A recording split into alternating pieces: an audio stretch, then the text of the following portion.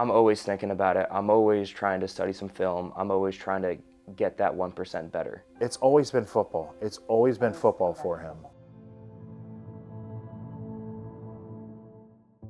15 years ago, for Maumee Lineman Jackson Schneider, lacing up a pair of cleats was far from a possibility. He was having trouble going to the bathroom and went to the hospital, and they diagnosed it with just constipation. Oh, he's just constipated. So middle of the night, they sent me home with a fleet enema. Jackson was only 2 years old.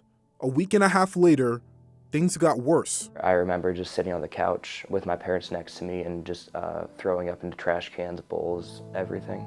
He would dry heave, he would cough, and he couldn't even keep fluids or liquids down. So we took him to our pediatrician for follow-up. A scan of Jackson's stomach later revealed what was thought to be an intussusception, or telescoping of the bowels. Jackson had to be moved from St. Rita's Hospital in Lima to Nationwide Children's Hospital in Columbus. And we're trying to hold Jack down so they can do the air enema. And I mean, he is squirming and fighting and screaming. The air enema didn't work, leading Jackson to surgery. He has a spark in his eye. He has these big green eyes. He's really strong, and he was lifeless and limp because he'd given up.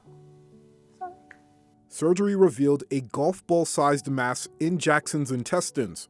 The previous diagnosis of an intussusception was incorrect. We got the diagnosis of it was some type of non-Hodgkin's lymphoma. It was the worst moment of my life.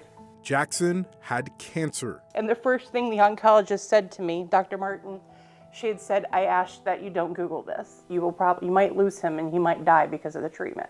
That June, Jackson began chemotherapy. Within 24 to 48 hours, he lost all color in his skin.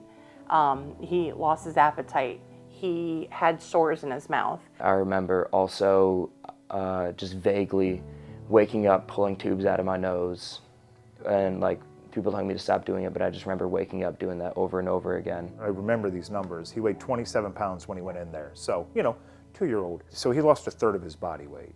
That's like a tremendous amount. So you can imagine what that looked like, that little kid. Through Jackson's treatment, the Schneider family was home in Lima for only 14 days. One of those days was Father's Day. We just couldn't get him to eat, And I remember sitting on the couch and he's sitting right next to me and he ate half a popsicle. And that was like the best Father's Day gift that I had ever gotten in my life, and still probably to this day. 3 months later, in September 2010, Jackson's cancer went into remission. Most of the families and kids that we met that summer during treatment, they didn't get to take their children home. They didn't survive. Jack is one of the very few who did.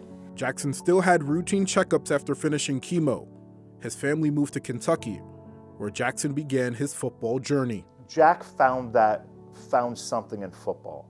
Yeah. He found something in football that really spoke to him. As Jackson grew older, he started to understand what he'd been through.